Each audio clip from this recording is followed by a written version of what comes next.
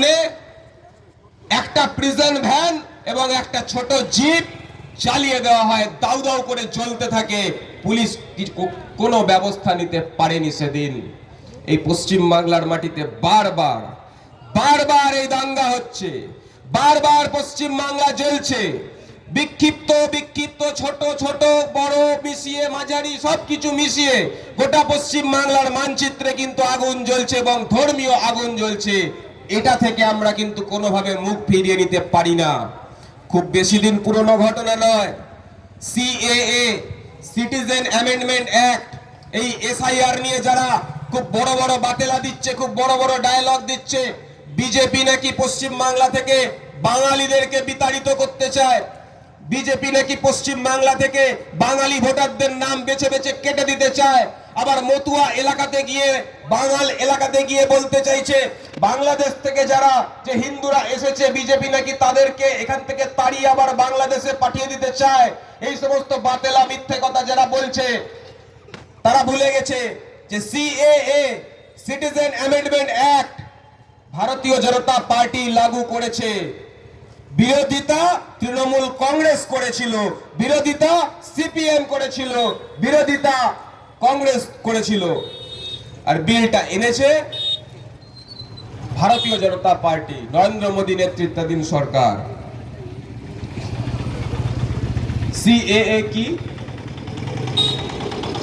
অন্য কোন দেশের, ভারত ব্যতীত অন্য কোন দেশের যারা শরণার্থী ভারতবর্ষে রয়েছেন তাদেরকে স্থায়ী নাগরিকত্ব দেওয়ার আইন।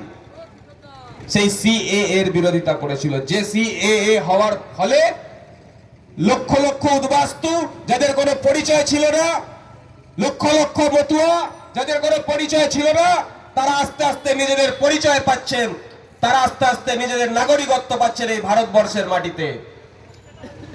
আজকে দাঁড়িয়ে বারবার যখন এই ভুল এই মিথ্যা বিজেপি সম্পর্কে বোঝানো হচ্ছে, ঠিক সেই সময় ঠিক সেই মুহূর্তে কিন্তু উল্টো একটা দিকে কয়েনের উল্টো একটা পিঠে কিন্তু গোটা পশ্চিম বাংলা জুড়ে আগুন জ্বলছে।